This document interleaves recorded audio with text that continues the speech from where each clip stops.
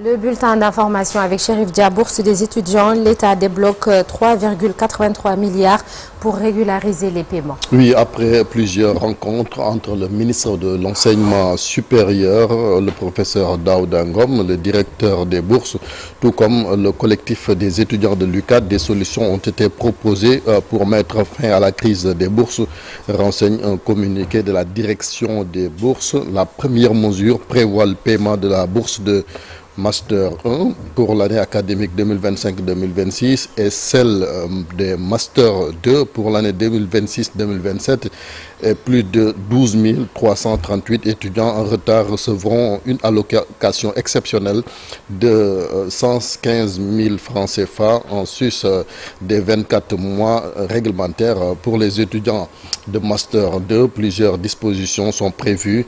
Une dérogation pour ceux inscrits en 2025-2026 et un versement global de 390 000 francs CFA pour ceux en phase de soutenance ou d'achèvement de leur formation à raison de 65 000 francs par mois de février à juillet 2026 et un paiement de 300 000 francs début février 2026 pour les allocations non perçues. Les subventions, toujours selon le communiqué de mémoire, seront versées en janvier 2026 et un montant de 150 000 francs par étudiant. Au total, l'effort financier de l'État est estimé à 3,83 milliards de francs CFA. Le premier paiement de l'année universitaire 2025-2026, incluant octobre, novembre et le trousseau, sera versé pour tous les étudiants, même sans résultat de l'année précédente, selon toujours un communiqué. Pour rappel, les acteurs sont hier été invités par le Khalife général de Bambilor pour continuer les médiations. Le recteur, pour sa part, a invité les chefs d'établissement à organiser sans délai la reprise des activités pédagogiques.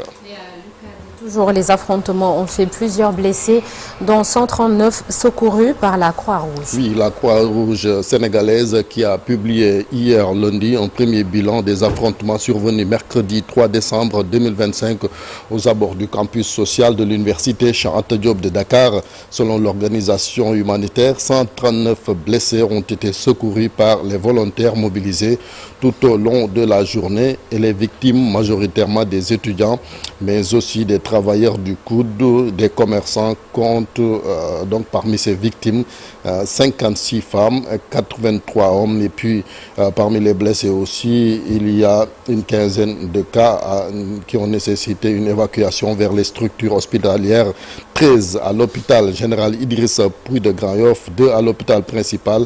La Croix-Rouge qui précise qu'aucun blessé n'a été enregistré mais que de nombreux cas de traumatisme crânien, fractures, crises de panique, plaies graves ou encore des difficultés respiratoires ont été recensées.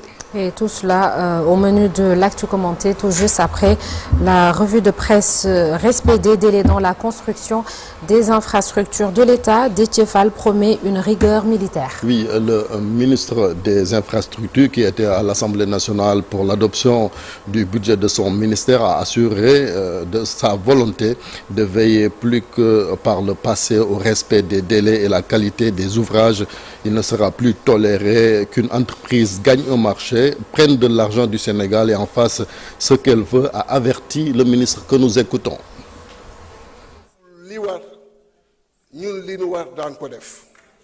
Parce que dafa doy, non, très sincèrement, dafa doy ñuy jël xaalisu Sénégal entreprise def ci lu ko neex dem yoonam ñu tabax tali ba doo ci daw lu mat at tali ba kenn du ko xàmmeti reprise yooyu coût de ces reprises buñ ko évaluer woon kenn xamul nu mu toy coût reprise yooyu li mu mën a def ci ay hôpitaux li mu mën a def ci ay école li mu mën a def ci ay université kenn xamul coût reprise yooyu nu mu mën a toy. Et pourquoi on doit continuer comme ça? On n'est pas condamné à travailler dans la médiocrité. C'est pas vrai. C'est pas vrai. On ne peut pas sortir des meilleures écoles, gagner les meilleurs diplômes, les meilleures notes, voir bailler n'importe quelle entreprise sur le terrain de def lu ko neex. Je ne sais pas combien de jours je ferai à la tête de ce ministère. Mais ce dont je suis sûr, muy benn fan ñaari fan muy benn fan ñaari fan une rigueur martiale sera appliquée à la tête de ce ministère. Une rigueur martiale ku ma jox délai boobu bu ma yàlla mayee gudd fan. Une rigueur martiale. Abdoulaye, un commentaire sur la sortie du ministre des Infrastructures devant les députés hier. À première vue, comme ça, on se dit c'est même extraordinaire que ce discours-là soit applaudi parce que c'est un discours de bon sens en fait. C'est ce qui est normal. Qu'on trouve même ça extraordinaire, déjà ça pose problème. Mais c'est un discours qu'il faut encourager. Il en a conscience. Je pense qu'il a conscience aussi qu'il va se heurter à beaucoup de résistance. C'est peut-être pour ça qu'il dit je ne sais pas combien de jours je ferai. Ça rappelle une autre sentence qu'on avait commentée ici à l'époque. C'était la sentence du sous-préfet de Dakar, il y a quelques années, qui avait décidé aussi de désencombrer Dakar, quoi que cela lui coûte. On avait averti qu'il allait se heurter à des résistances. Ouais. Les premières résistances, c'était de ne pas lui donner les moyens matériels de faire. Pour le cas de Déthié Fall, au moins cela ne demande pas des moyens matériels. Parce que c'est des constatations de terrain et de faire appliquer la règle. Honnêtement, c'est quelque chose à encourager. Il faut lui donner de la force. Et surtout, il faut que ça déteigne sur tous les autres secteurs. En fait, tous les ministres devraient parler comme ça.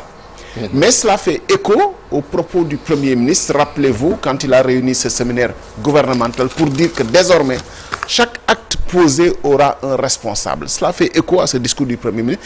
Et ce serait vraiment salutaire. Ce serait salutaire que cette sentence-là puisse être suivie d'effet. Maintenant, il a conscience qu'il va se heurter à des résistances, mais il a conscience qu'il devra aussi être sur le terrain et surtout le faire appliquer. En tout cas, il faut lui donner de la force pour ça. Rappelez que le budget de son ministère a été voté hier, donc il est arrêté au montant de 716 milliards de francs CFA, 129 572 271 francs. Oui, on reparle de la baisse des prix des hydrocarbures.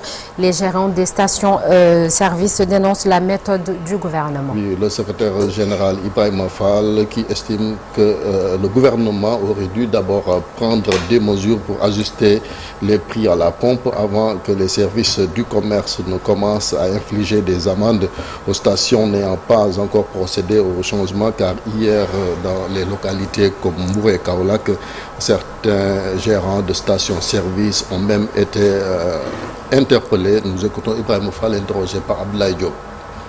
Une fois encore, nous adhérons à cette baisse. Mais ce que nous ne pouvons pas comprendre, c'est que tout de suite après, que des services des membres... Donc, on est obligé d'attendre des services agréés qui puissent le faire. Maintenant, si on annonce une baisse et que toutes les stations ferment en même temps, celui qui est dans l'urgence, qu'est-ce qu'il va faire? Celui qui doit aller à l'hôpital, qu'est-ce qu'il va faire? On va lui dire d'attendre que les prix soient changés à la pompe. Moi, nous pensons qu'il faut que les autorités étatiques réagissent par rapport à cette situation-là. Parce que quand même, ce phénomène-là a eu lieu hier dans le secteur de Pikine et dû l'intervention du directeur du commerce, ça aurait pu s'aggraver. Mais heureusement, le directeur du commerce, que nous remercions au passage, a eu à intervenir dans le secteur de Pikine.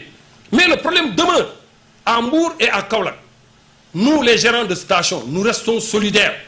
Et nous disons qu'on ne peut pas perdre en 2021 1,102 milliard. On n'a pas été remboursé. On nous promet de nous augmenter nos marges. Ça n'a pas été fait. Jusqu'à l'instant où je vous parle, qu'on baisse le carburant et qu'on perde entre 5 et 10 millions par station et qu'on nous mette des amendes, nous ne l'accepterons pas. Armée sénégalaise, le vice-amiral Oumar Wade a été nommé chef d'état-major général des armées. Il remplace à compter du 12 février 2026 le général d'armée Mbaye Cissé en poste depuis avril 2023. Premier marin donc à occuper ce poste stratégique. Son portrait Aminata Mbaresso. C'est une grande première dans l'histoire des armées sénégalaises.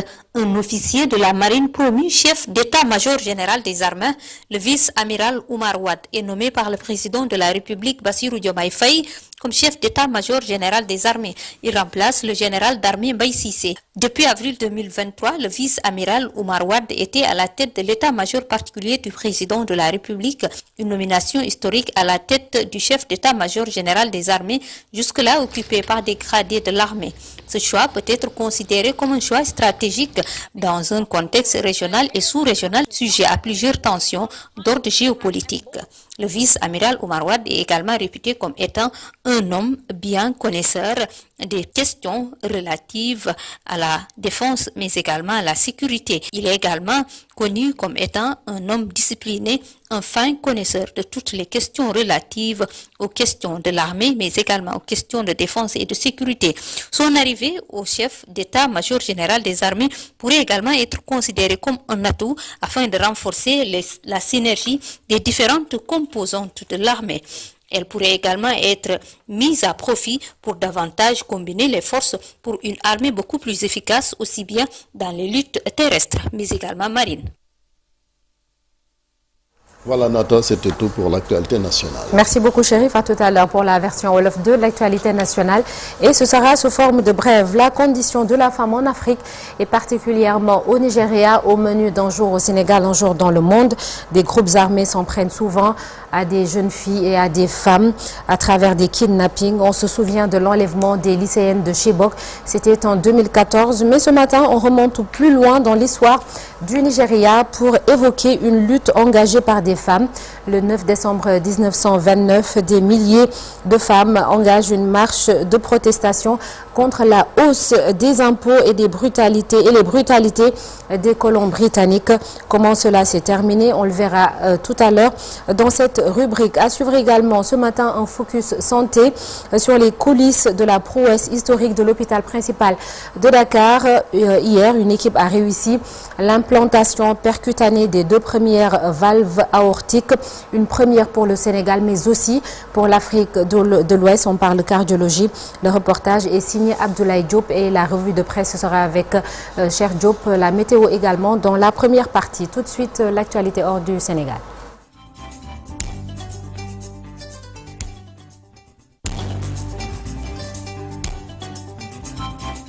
Chérif, on